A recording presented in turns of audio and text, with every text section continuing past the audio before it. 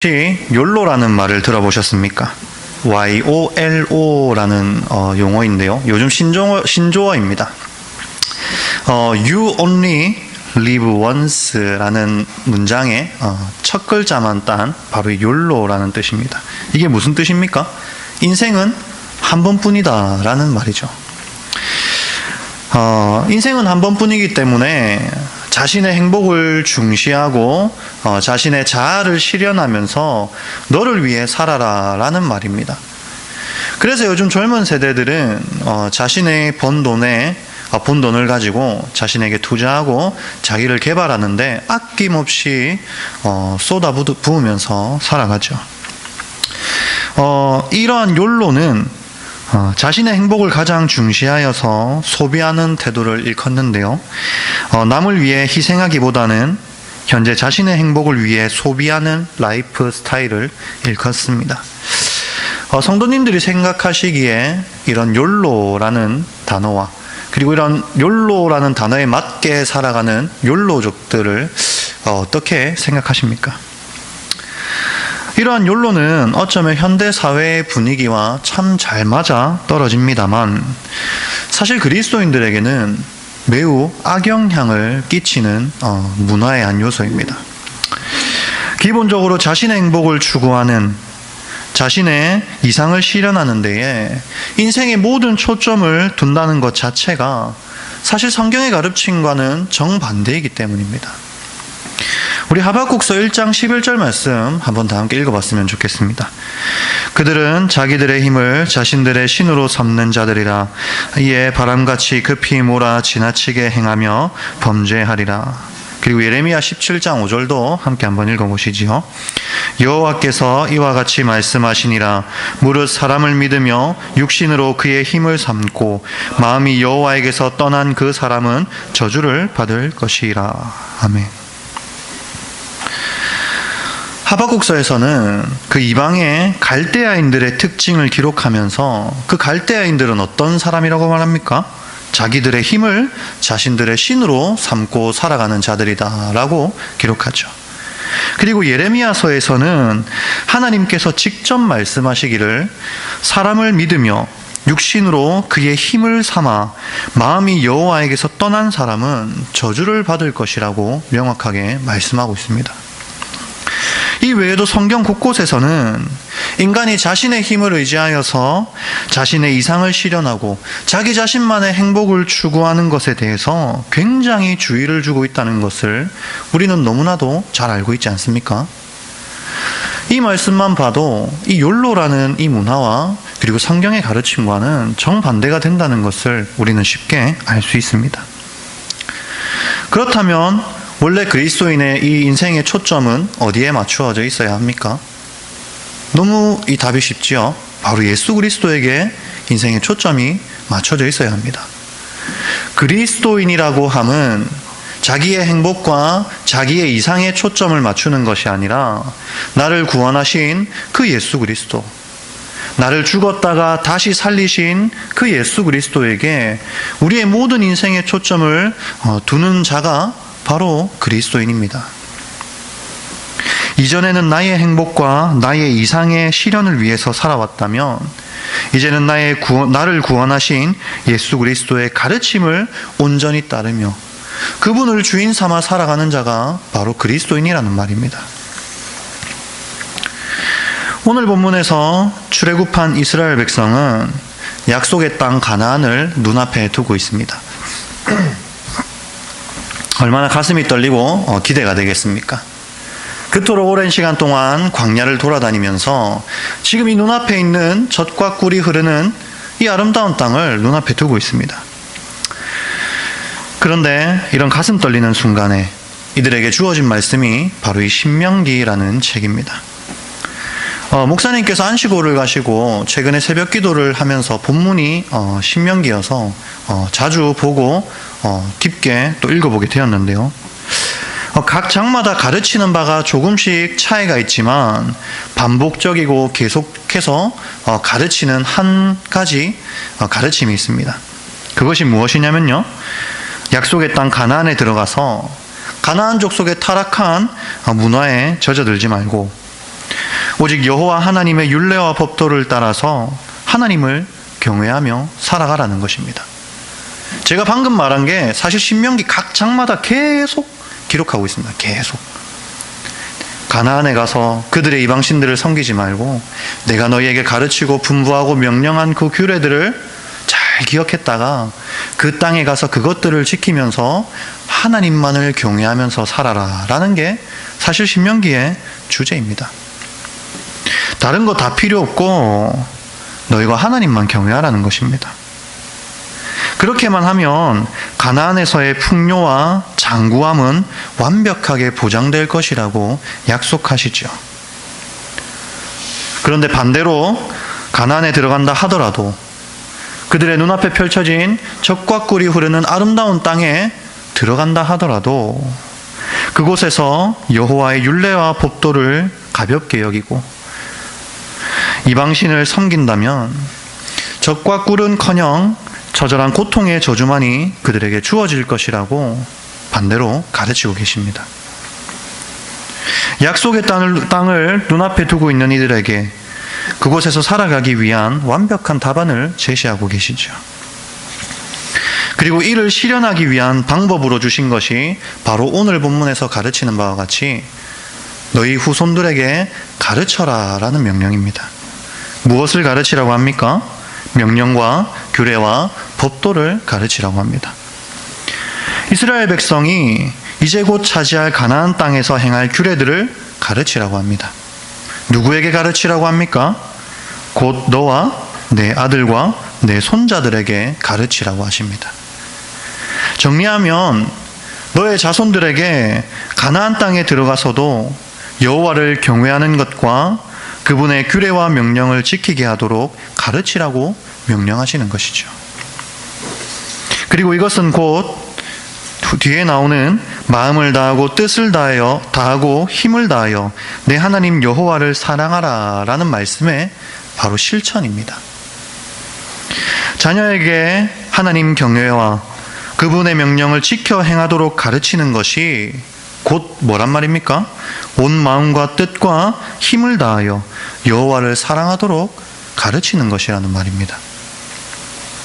다르게 바꿔 말하면 말로만 하나님 사랑하라고 가르치지 말고 하나님을 사랑하는 길이 여호와 경외이며 그분의 규례와 법도를 지키는 것임을 이 자녀들에게 힘써 가르치라는 것입니다. 이것은 2, 3절에서 기록하듯 이스라엘이 가나안에서 장구, 오래오래 잘 살 수 있는 길입니다. 이스라엘이 복을 받을 수 있는 길이며 젖과 꿀이 흐르는 가나안 땅에서 번성할 수 있는 유일한 방법입니다. 무엇이요? 자녀들에게 여호와 경외를 가르쳐서 그들이 여호와를 경외하게 하고 하나님의 말씀을 따라 살아가도록 하는 것이 이들의 번성의 유일한 방법이라고 가르치고 있는 것입니다. 그 외에는 그들이 살아갈 길을 어디서도 가르치고 있지 않습니다. 그렇다면 어떻게 가르쳐야 합니까? 첫 번째로 우리가 먼저 이 말씀을 마음에 새겨야 한다라고 말합니다. 자녀들에게 가르치기에 앞서서 내가 먼저 그 하나님의 말씀을 마음에 새기고 내가 먼저 여호와를 경외하는 자세를 가져라고 가르치고 있습니다. 가르치는 자가 애초에 여호와를 경외하지 않고 그분의 말씀을 가슴에 새기지 않고서야 어떻게 그 자손에게 그것들을 가르칠 수 있겠습니까? 6절에서 언급된 내가 내게 명하는 이 말씀은 두 가지인데요. 1절에서 명령하시는 가르치라 라는 이 명령과 그리고 가르치는 내용이 되는 여호와 경외와 말씀 준수, 이 두 가지를 지칭하는 것입니다. 즉 자녀에게 가르치기 전에 먼저 자신부터 여호와를 경외하고 그분의 규례와 법도를 지킴으로써 하나님을 사랑하는 자가 먼저 되라는 것입니다. 그리고 두 번째로 자신의 마음에 새긴 이 말씀을 부지런히 자녀에게도 가르치라라고 명령하십니다. 어떻게 가르쳐야 하냐면요.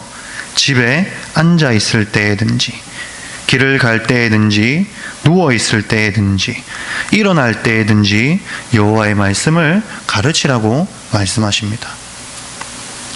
그냥 시도 때도 없이 항상 자녀에게 여호와의 말씀을 계속 가르치라는 것입니다. 주일만 교회에 보내서 말씀을 듣게 하는 정도가 아니라 부모가 직접 자녀의 신앙에 개입해서 끊임없이 가르쳐야 합니다. 자녀가 나이가 많든 적든 그 자녀가 어떻든 상관없이 하나님께서 언약 안에서 주신 가정, 그 안에 내가 양육해야 할 그 자녀에게 여호와의 말씀을 앉았을 때든지 섰을 때든지 길을 갈 때든지 끊임없이 가르치라는 것입니다. 그리고 세 번째로 자녀의 주변에 늘 말씀을 가까이 할 수 있도록 환경을 조성해 주어야 합니다. 여호와의 말씀을 손목에 매어 기호로 삼고 미간에 붙여 표로 삼고 뿐만 아니라 집 문설주와 바깥문에 말씀을 기록하라고 말씀하십니다. 왜 이렇게 하라고 하십니까? 다른 사람들이 보기에 내가 그리스도인이라는 사실을 나타내 보이기 위해서 하는 것입니까? 그렇지 않습니다. 내가 가르쳐야 할 자녀들이 늘 눈앞에 말씀을 둘 수 있도록 가르치는 자가 그 항상 주변에 그 말씀을 가까이 할 수 있도록 환경을 조성하라는 것입니다. 얼마 전 페이스북에서 이찬수 목사님의 설교를 간단하게 편집한 것을 본 적이 있습니다. 그 이찬수 목사님께서 설교하시는 그 내용 중에 참 인상 깊었던 것이 다음과 같은 내용이었는데요. 나에게 가까이 있는 것에 손이 간다는 것이었습니다. 성경과 음란물 둘 중에 내 손에 더 가까운 것에 손이 간다는 것이죠. 성경과 스마트폰. 그때 당시엔 스마트폰이 없었지만 제가 집어넣었습니다. 그리고 성경과 컴퓨터 게임. 무엇이 내 손에 더 가까이에 있느냐에 따라서 그것에 더 자주 손이 가고 그것과 가까워진다는 것이죠. 여러분들의 손에는, 여러분들의 자녀의 손에는 무엇이 더 가깝게 들려져 있습니까? 내 주변에, 그리고 우리의 자녀의 주변에 늘 이 말씀을 가까이 두어야 합니다. 자녀가 성경을 안 읽어도 머리맡에 성경을 두어야 합니다.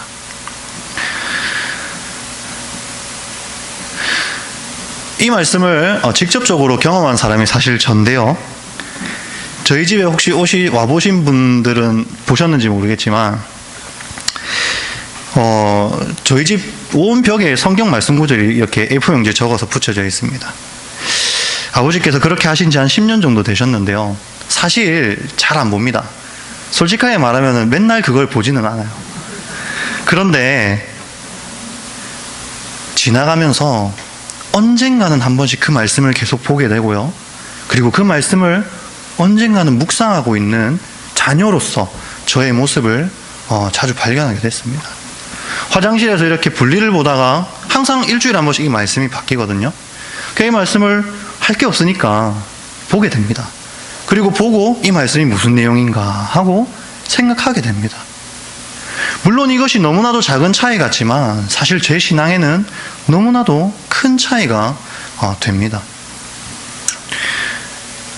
동일하게 우리의 집에, 우리의 자녀들에게 우리가 가르쳐야 할 것은 이 말씀을 가까이 할 수 있는 기본적인 습관들을 아이들에게 심어줄 수 있어야 한다는 것입니다.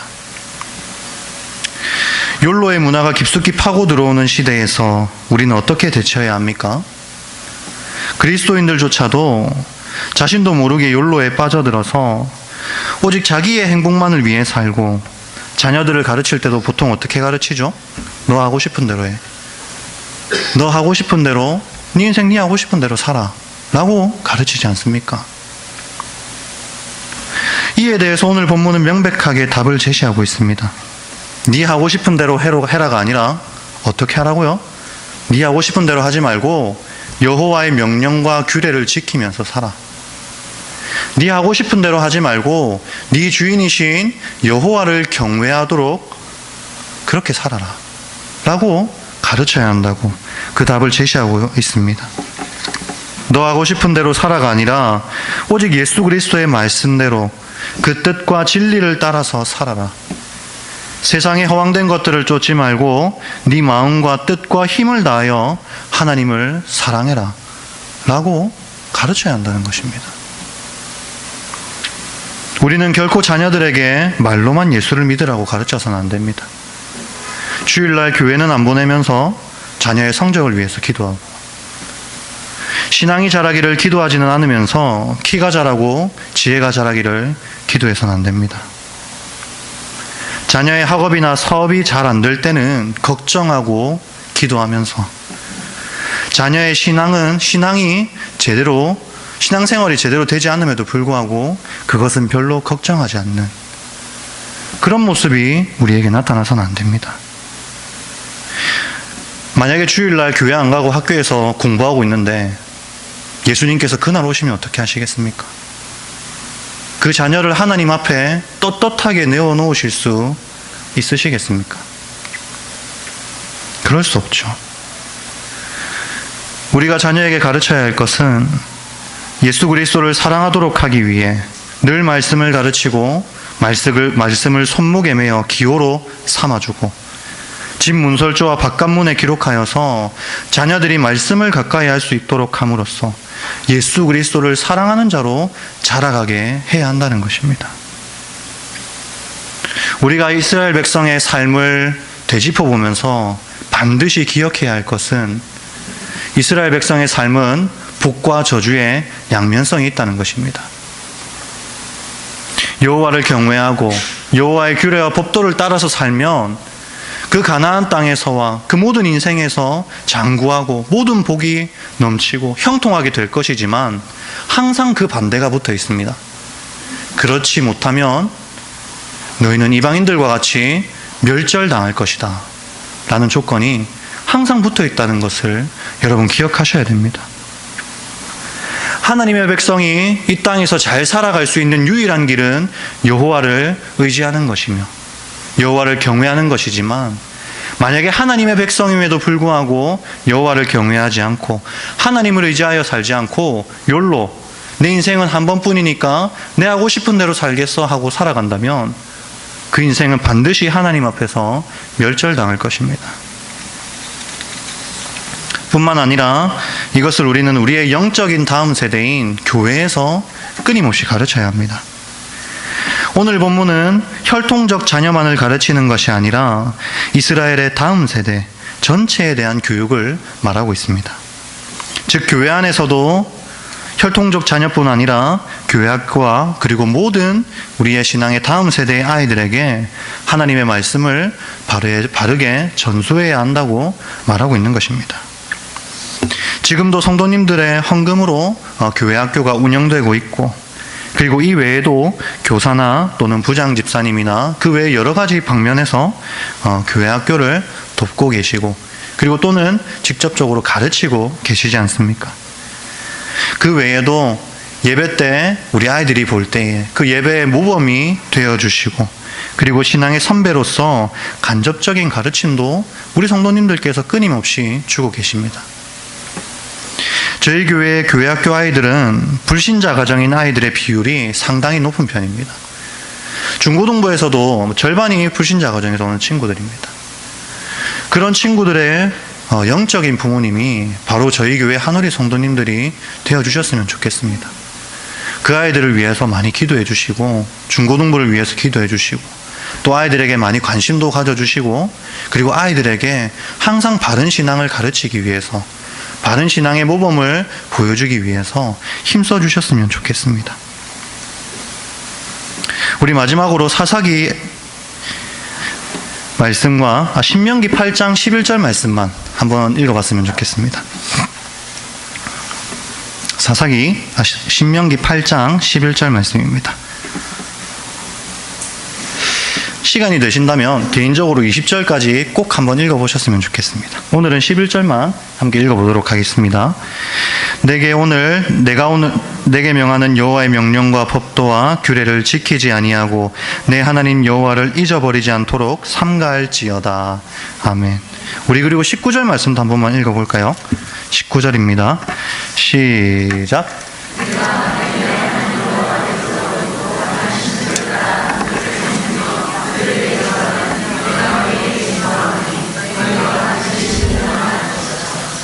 네. 하나님의 명령과 규례와 법도를 바르게 지키면 형통하고 하나님의 복을 얻고 살아가겠지만 반대로 그렇지 못한 자는 반드시 멸절당하게 될 것입니다. 그런데 이스라엘 백성들은 어떻게 됐습니까? 바로 다음에 나오는 사사기 2장 10절 말씀 함께 읽어봤으면 좋겠습니다. 시작. 그 세대의 사람도 돌아갔고 일어난 다른 세대는 여호와를 알지 못하며 여호와께서 이스라엘을 위하여 행하신 일도 알지 못하였더라. 13절 말씀 한번 읽어보겠습니다. 곧 그들이 여호와를 버리고 바알과 아스다롯을 섬겼으므로. 아멘. 이스라엘은 다음 세대에게 여호와를 경외하고 그의 말씀을 따르라고 제대로 가르쳐서 여호와를 잊어버리지 않도록 했어야 했습니다.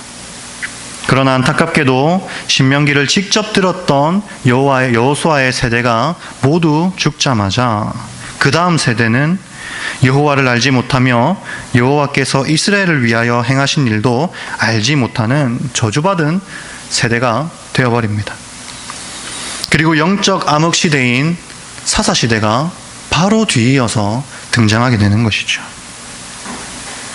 우리의 다음 세대가 여호와를 버리고 자기 자신을 섬기는 영적인 암흑의 시대를 맞이하지 않도록 우리는 부단히 다음 세대에게 여호와를 경외할 것과 하나님의 말씀을 가르쳐야 합니다. 결코 우리의 다음 세대가 여호와를 잊어버리지 않도록 오늘날 교회 학교가 조금씩 줄어들고 무너져가는 이 시대에 우리의 자녀들이 여호와를 잊어버리지 않도록 우리의 신앙이 제대로 전수될 수 있도록 가르쳐야 합니다. 만약 그렇지 못하면 사사시대의 그 비참한 모습이 우리의 자녀들의 인생이 될 것입니다. 신명기 10장 13절 말씀만 읽겠습니다. 네, 읽어보겠습니다. 내가 오늘 내 행복을 위하여 내게 명하는 여호와의 명령과 규례를 지킬 것이 아니냐. 아멘. 하나님의 명령과 규례를 지키는 것은 누구의 행복을 위해서입니까? 우리의 행복을 위해서입니다. 우리의 자녀들에게 하나님의 말씀을 가르치는 이유가 누구의 행복을 위해서입니까? 우리 자녀들의 행복을 위해서입니다. 결코 네 마음대로 살아, 너 하고 싶은 대로 다 하면서 살아 라고 한다고 해서 그것이 자녀들의 행복이 되지 않습니다. 그것은 오히려 자녀들에게 하나님의 저주가 임하도록 하는 지름길이 될 뿐입니다.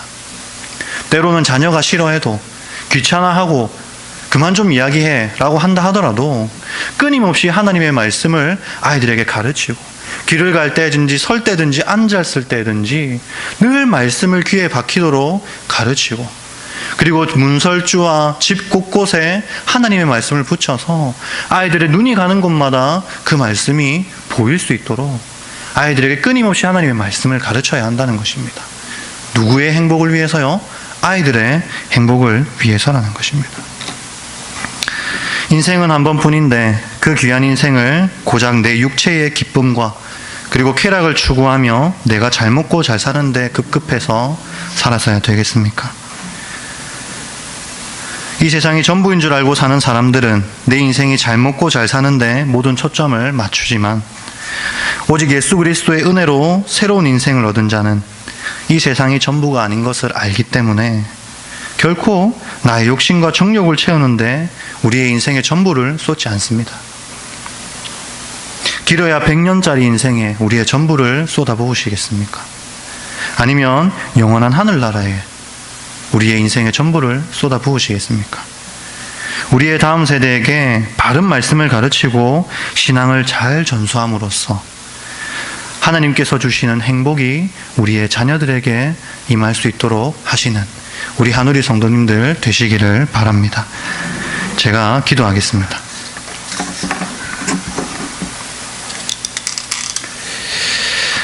하나님, 오늘 신명기 말씀을 통하여서 우리가 우리의 신앙의 다음 세대에게 무엇을 가르쳐야 하며 어떻게 가르쳐야 하며 그 결과가 무엇인지를 잠깐 살펴보았습니다.